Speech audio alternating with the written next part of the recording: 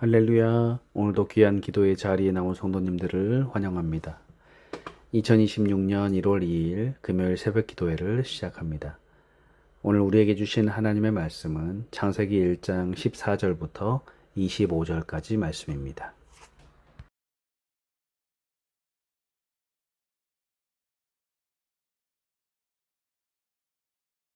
하나님이 이르시되 하늘의 궁창에 광명체들이 있어 낮과 밤을 나뉘게 하고 그것들로 징조와 계절과 날과 해를 이루게 하라.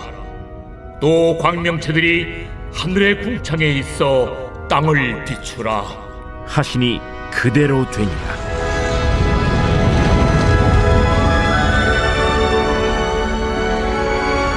하나님이 두 큰 광명체를 만드사 큰 광명체로 낮을 주관하게 하시고 작은 광명체로 밤을 주관하게 하시며 또 별들을 만드시고 하나님이 그것들을 하늘의 궁창에 두어 땅을 비추게 하시며 낮과 밤을 주관하게 하시고 빛과 어둠을 나뉘게 하시니 하나님이 보시기에 좋았더라.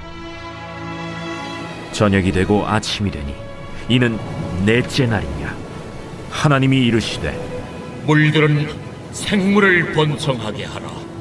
땅 위 하늘의 궁창에는 새가 나르라 하시고 하나님이 큰 바다 짐승들과 물에서 번성하여 움직이는 모든 생물을 그 종류대로 날개 있는 모든 새를 그 종류대로 창조하시니 하나님이 보시기에 좋았더라. 하나님이 그들에게 복을 주시며 이르시되 생육하고 번성하여 여러 바닷물에 충만하라. 새들도 땅에 번성하라. 저녁이 되고 아침이 되니 이는 다섯째 날이니라. 하나님이 이르시되 땅은 생물을 그 종류대로 내되 가축과 기는 것과 땅의 짐승을 종류대로 내라 하시니 그대로 되니라. 하나님이 땅의 짐승을 그 종류대로 가축을 그 종류대로 땅에 기는 모든 것을 그 종류대로 만드시니 하나님이 보시기에 좋았더라. 창세기 1장은 하나님이 우주 만물을 창조하신 사건을 기록하였습니다. 잘 아시는 대로 하나님께서는 6일간 세상을 창조하시고 7째 날 안식하셨습니다. 오늘 말씀은 넷째 날부터 6째 날까지의 창조를 말씀하고 있습니다. 넷째 날 창조의 사건은 첫째 날 창조된 빛과 병행을 이루는 것들을 창조하셨습니다. 바로 하늘의 광명체인 태양과 달과 별을 만드신 것입니다. 14절에 보면 하나님이 이르시되 하늘의 궁창에 광명체들이 있어 낮과 밤을 나누게 하고 그것들로 징조와 계절과 날과 해를 이루게 하라. 여기 하나님의 중요한 사역의 원리가 숨어져 있죠. 첫째 날 만드신 아주 특별한 빛을 해와 달이라는 정상적인 빛으로 대체하셨다는 것입니다.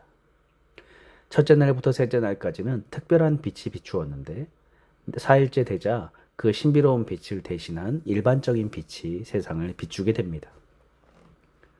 이것은 마치 출애굽 당시에 하늘에 내린 만나와도 같습니다. 이스라엘 백성들이 광야를 지날 때 하늘문을 여시고 만나라는 특별한 양식을 주셨지만 가나안 땅에 들어가자 그 만나가 멈추게 되고 그들이 농사를 짓기 시작하였다라는 거죠. 하나님의 특별 은총이 일반 은총으로 대치된 것입니다. 그런데 하늘에서 만나를 내려주시는 것은 하나님이 주신다라고 생각하는데 내가 손으로 농사를 짓는 것은 하나님이 주신 게 아니라고 생각하기 쉽습니다. 그래서 신앙생활을 하는데 계속 만나와도 같은 특별한 것을 추구하며 또 독특한 현상이 나타나야 신앙생활이 마치 유지되는 것처럼 생각을 합니다. 신앙의 유아기일 때는 척척 공급하시지만 성장하게 되면 줄어들게 됩니다. 일정하게 자라고 나면 하나님이 일상적이고 일반적인 원리를 따라서 우리의 삶을 찾아오시고 다스리시고 이끌어 가신다라는 것이죠. 이렇게 4일째에는 하늘의 광명체들을 만들어서 특별한 빛의 영역이 줄고 일반 영역으로 대체되면서 하나님의 경륜이 이루어진 것이죠. 일상의 삶이 바로 하나님의 은혜였던 것입니다. 하나님은 넷째 날에 해와 달과 별들의 이 하늘의 광명체를 만드시고 징조와 계절과 날과 달과 해를 만드셨습니다. 이것을 통해서 사람이 균형과 질서와 조화를 가지고 살아가도록 하셨다라는 것입니다. 또한 이 엄청난 우주의 태양과 별과 달에 대해 간략하게 기록하고 이 광대한 우주의 하나의 점보다도 작은 이 지구와 그 위에 있는 우리 인간에 대해서 자세히 기록하는 성경의 놀라운 기록들을 우리는 생각해 보아야 합니다. 바로 여기에는 우리를 향하신 하나님의 마음과 사랑이 담겨져 있다라는 것입니다. 우리는 광대한 별과 우주에 비하면 사실 보잘것 하나 없는 그런 연약한 존재입니다. 그런데 하나님 앞에서 우리가 어떻게 여김을 받는지 우리는 성경을 통해서 확인하였다라는 것이죠. 계속해서 다섯째 날과 여섯째 날에는 이미 갖추어진 하늘과 땅과 바다에 각종 생물들을 채우시죠. 셋째 날 지어졌던 식물들인 꽃과 나무와 모든 풀들도 다 생명체이지만 이 생물의 원문의 의미를 보면 숨을 쉬는 것, 호흡하는 생명을 가리킬 때 쓰는 표현입니다. 식물과 구별되게 땅에 있는 생물, 물속에 있는 물고기들, 하늘에 나는 새들을 지으십니다. 이 만물을 만드시는 통로와 도구는 바로 말씀이었습니다. 하나님께서 있으라라고 하면 있게 되었던 것이죠. 또한 다섯째, 여섯째 날에 하나님은 물고기와 날개 있는 새들을 만드시고 가축과 기는 것과 땅의 짐승들을 그 종류대로 만드셨습니다. 22절에 보면 하나님이 그들에게 복을 주시며 이르시되 생육하고 번성하여 여러 바닷물에 충만하라. 새들도 땅에 번성하라 하시니라 라고 말씀하시죠. 세상은 강하고 잘하고 능해야 많은 것을 갖게 되고 약하고 못하고 모자라면 경쟁에서 도태된다라고 얘기합니다.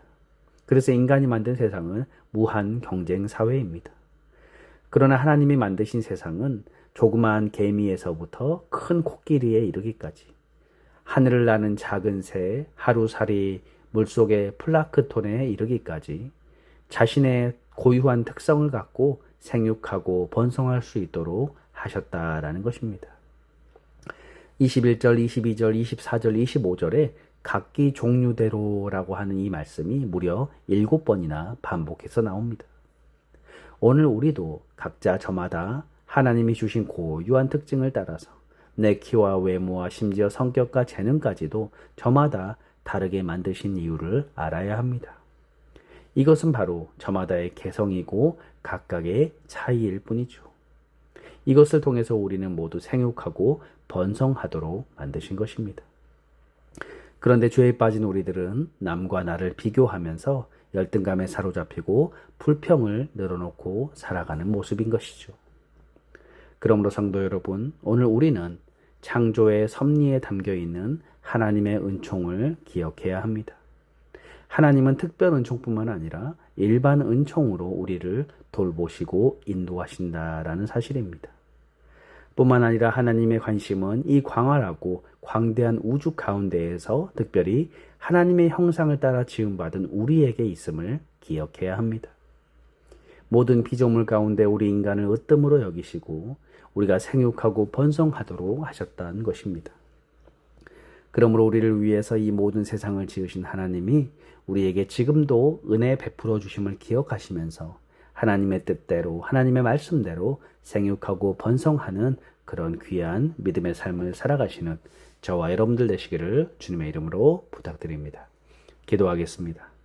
하나님, 오늘 창세기의 말씀을 살펴보면서 또 하나님의 은총을 기억하게 하여 주옵소서. 오늘도 우리의 삶에 역사하시고 인도하시는 하나님의 놀라운 은혜를 기억하면서 우리가 이 땅에서 더욱더 생육하고 번성하며 또 하나님의 자녀답게 이 땅에서 살아가는 저희를 되도록 인도하여 주옵소서. 감사드리며 예수님의 이름으로 기도드리옵나이다. 아멘. 주기도문으로 예배를 마치겠습니다. 하늘에 계신 우리 아버지여, 이름이 거룩히 여김을 받으시오며 나라 임하옵시며 뜻이 하늘에서 이룬 것 같이 땅에서도 이루어지이다. 오늘날 우리에게 일용할 양식을 주옵시고 우리가 우리에게 죄 지은 자를 사하여 준 것 같이 우리 죄를 사하여 주옵시고 우리를 시험에 들게 마옵시고 다만 악에서 구하옵소서. 대개 나라와 권세와 영광이 아버지께 영원히 있사옵나이다. 아멘. 이 시간 잠시 기도하는 시간을 갖겠습니다. 먼저 말씀을 생각하면서 하나님의 놀라운 은혜를 기억하길 바랍니다. 이 창세기의 말씀을 통해서 하나님 우리를 귀하게 인도하시고 또 생육하고 번성하도록 우리를 인도하시는 그 주님의 사랑을 기억합니다. 오늘도 우리에게 은혜를 베풀어 주시고 주님의 말씀을 주시고 강인한 믿음 가운데 이 땅 살아가도록 저희를 부르시는 하나님의 그 부르심에 응답하는 삶이 되도록 기도하시고, 두 번째로 우리 갈보리 교회와 또 예배를 위해서 우리 목사님과 우리 교우들, 우리 자녀들을 위해서 또 주변의 이웃들을 위해서 함께 이 시간 기도하겠습니다.